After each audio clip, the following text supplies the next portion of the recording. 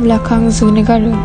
Zoo Negara merupakan zoo pertama di Malaysia yang diuruskan oleh Persatuan Zoological Malaysia, iaitu satu badan bukan kerajaan yang bertanggungjawab dalam hal ehwal konservasi hidupan liar, penyelidikan, pendidikan dan rekreasi.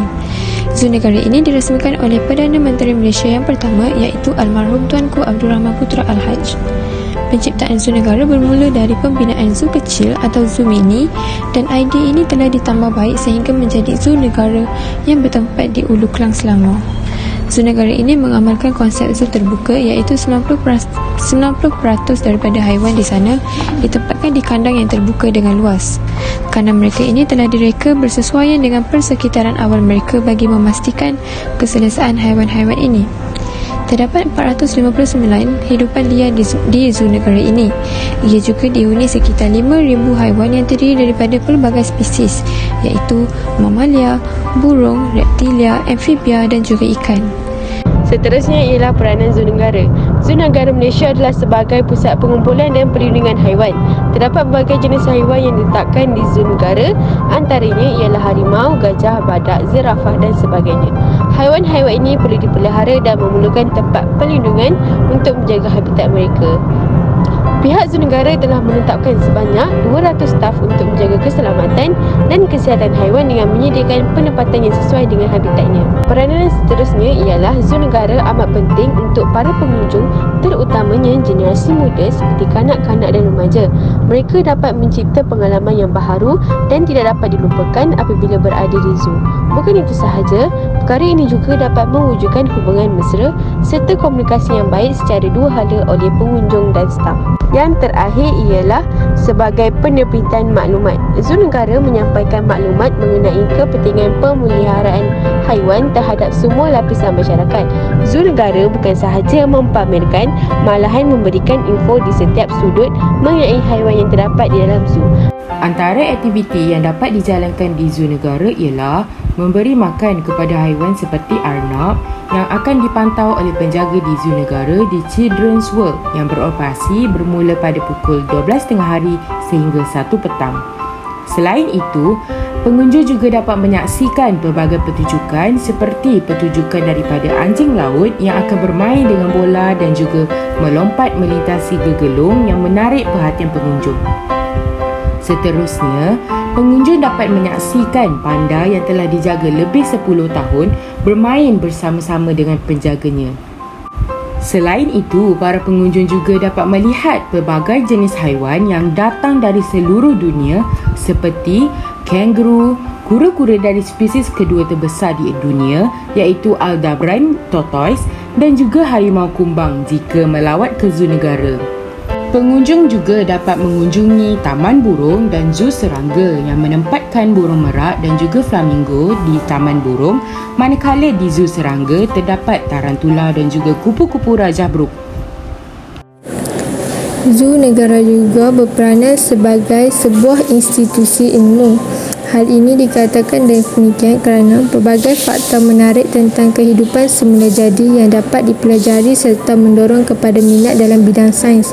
Pada masa yang sama, dapat meningkatkan pengetahuan dan kesedaran tentang kepelbagaian spesies haiwan, habitat dan taburan yang mendiami persekitaran semula jadi ini. Lawatan ke Zoo Negara boleh menambahkan ilmu pengetahuan seseorang individu. Selain itu, melalui kunjungan ke Zoo Negara juga membolehkan kita belajar dan mengetahui dengan lebih terperinci tentang haiwan-haiwan yang terancam dan hampir pupus di Malaysia. Lain daripada itu, kita dapat mengetahui antara langkah yang boleh diambil bagi mengatasi masalah kepupusan dan cara untuk melindungi haiwan-haiwan tersebut. Zoo Negara seringkali menjadi tempat di mana upaya konservasi dilakukan, termasuk pemulihan dan program penyelidikan untuk menyelamatkan spesies-spesies yang terancam punah. Dengan mempelajari dan mengetahui cabaran yang dihadapi oleh haiwan-haiwan ini, kita dapat memahami dengan lebih mendalam betapa pentingnya pelestarian dan konservasi alam.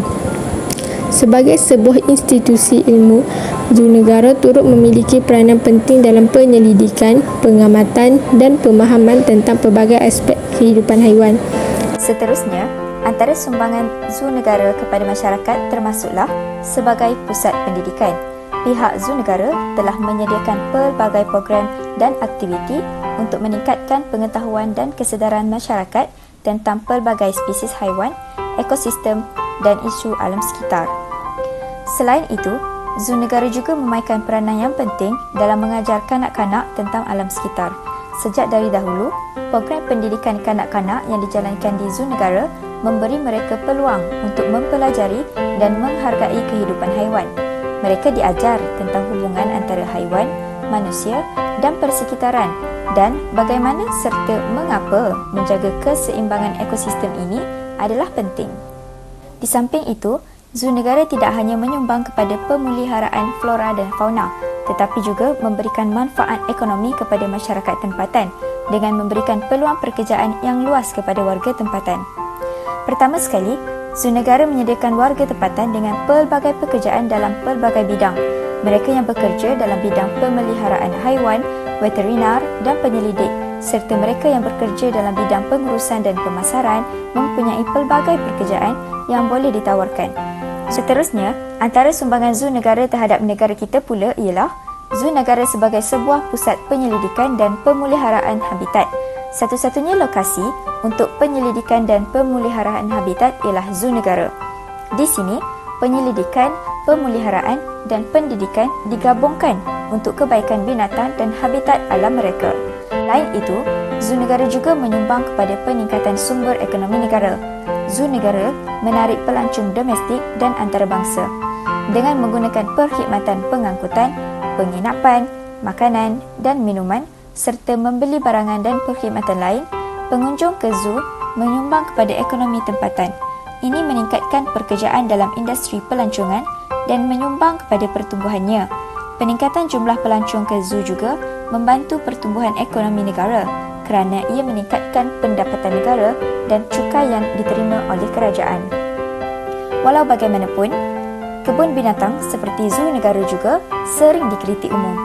Kesejahteraan haiwan adalah salah satu isu yang hangat dan kerap menjadi topik bualan. Zoo negara ataupun kebun binatang ini seringkali tidak mempunyai keupayaan untuk menyediakan lingkungan yang selesa dan luas untuk haiwan yang dipelihara di dalamnya. Selain itu, kekurangan kepelbagaian spesies. Pelbagai spesies haiwan di zoo berjaya mewakili biodiversiti global. Zoo negara mungkin perlu mempertimbangkan untuk memperkenalkan spesies baharu atau bekerjasama dengan zoo lain untuk pertukaran haiwan. Jika mereka terhad kepada spesies yang sama secara berulang, pelawat akan menjadi kurang berminat untuk melawat zoo negara pada lain masa. Saranan kami adalah zoo negara boleh menambah spesies baharu atau bilangan haiwan setiap 2 tahun sekali. Akhir sekali, beberapa orang berpendapat bahawa kebun binatang iaitu zoo negara ini boleh mengajar orang ramai bahawa haiwan adalah sekadar hiburan dan bukannya makhluk hidup yang perlu dihormati dan dilindungi. Hal ini boleh membawa kepada satu kebimbangan bahawa tempat pemeliharaan dan pemeliharaan haiwan seperti zoo negara boleh mengurangkan kesedaran tentang kepentingan melindungi habitat alami haiwan dan satwa liar.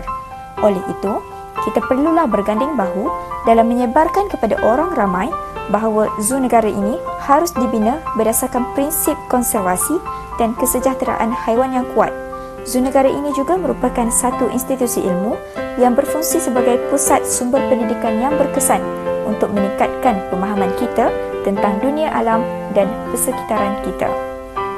Kesimpulannya, zoo negara bukan sahaja merupakan suatu pusat ilmu yang penting untuk masyarakat mempelajari tentang haiwan dan hidupan liar, malah ia juga memberi sumbangan yang besar terhadap negara dan juga masyarakat. Dengan pendekatan ini, masyarakat terutamanya kanak-kanak lebih sedar bertingkahnya dan ilmu memberi kesan kepada masyarakat, terutamanya anak muda pada zaman ini. Sebagai satu institusi pendidikan, zoo negara membekalkan kepada orang ramai ilmu mengenai sumber flora dan fauna di Malaysia. Jadi, kepentingan zoo negara ini haruslah terus diperjuangkan dan ilmu yang disalurkan melalui institusi ini haruslah dipupuk dan disemai dalam diri. Ilmu dan manfaat dari institusi ini juga tidak seharusnya berhenti pada masa kini. Malah ianya harus terus dipelihara bagi memastikan keberlangsungannya kepada generasi akan datang.